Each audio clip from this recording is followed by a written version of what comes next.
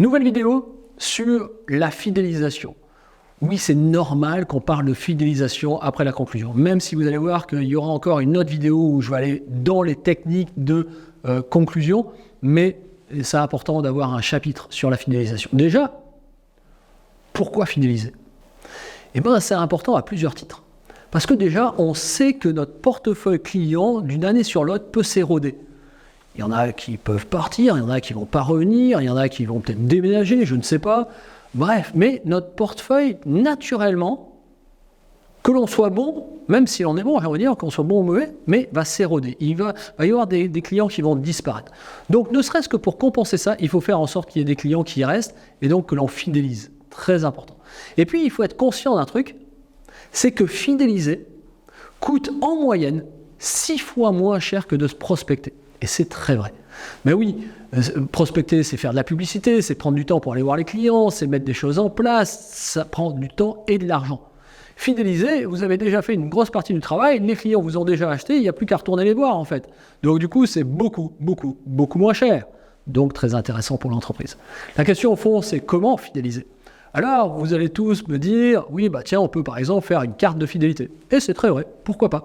La première fidélisation à laquelle j'étais confronté, à laquelle on est souvent confronté quand on déjeune, c'est quand on va chez le pizzaiolo. Il vous offre toujours la 10e pizza ou la 11e est gratuite. Et bien ça, c'est une forme de fidélisation. Vous avez un gratuit à la fin si vous achetez tant de pizzas. Et ça marche très bien. Donc du coup, la carte de fidélité, c'est intéressant.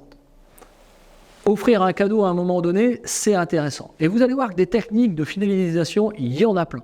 Mais en fait, le plus important, c'est de garder le contact le plus régulièrement possible avec vos clients. C'est comme ça que vous allez les fidéliser. Et d'ailleurs, j'ai envie de dire, même la fidélisation commence à partir du moment où vous entrez en contact avec le client. Donc, potentiellement, dès la prospection. Mais du coup, vous allez rentrer en contact avec lui et c'est cette relation, si elle se passe bien, si le lien est fort, si vous êtes à l'écoute, que du coup, la fidélisation va se créer déjà. À partir du moment où j'entre en relation avec le client, que j'ai non seulement envie de lui vendre quelque chose, c'est très important, mais que j'ai envie de le fidéliser. J'ai envie que notre histoire dure sur le long terme. Et ça, c'est vraiment fondamental. Vous allez me dire, est-ce qu'on doit fidéliser tous les clients? C'est une bonne question. Dans l'absolu, on aurait tendance à dire oui.